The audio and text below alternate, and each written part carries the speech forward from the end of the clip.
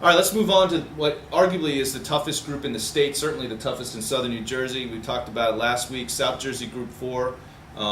And what's amazing to me in this, now that we're at the semifinal stage, all 4 teams in the semifinals haven't lost this year. I started to try to do some research to see when was the last time in Group 4, especially when teams play tough schedules, Right. playing powerhouse conferences, Shore American, Cape American, Olympic Conference.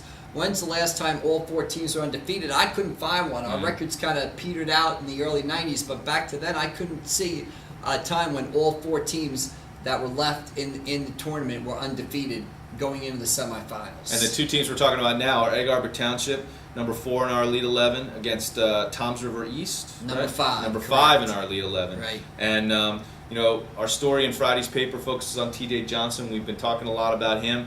But on the other side of the ball, Toms River East is one of the most impressive running backs in South Jersey. Right, Nico Storetti for Toms River East carried the ball 45 times when they beat Washington Township last week. Has run for more than 1,400 yards this season. I saw him play Southern Regional opening game, scored 4 touchdowns. Fast runner, and 1,400 yards.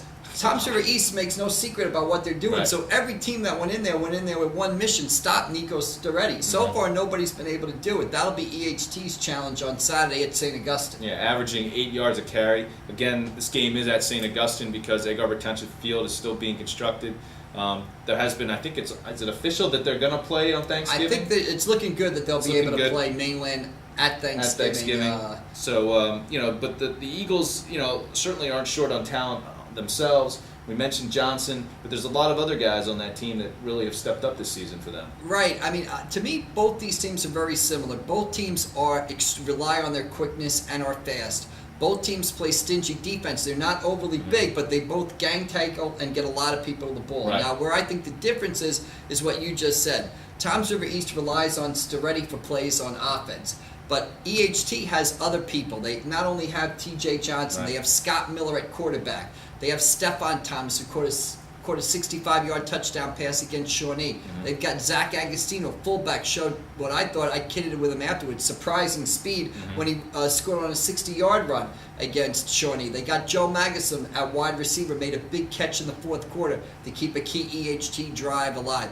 So the difference in this game might be, and the reason why EHT might have a slight edge, and I'm talking slight, is because EHT has more people to make plays than Toms River East. But Storetti has shown that he is more than capable of in, week in and week out, winning games by himself. 45. I'm sure Washington Township knew he was going to get the ball, and he got it 45 times, and Toms River East still won the game. Right. So, I mean, this has the makings of, I think, of all the games around the state, this game is one of the most anticipated of this weekend just because of the talent on the field.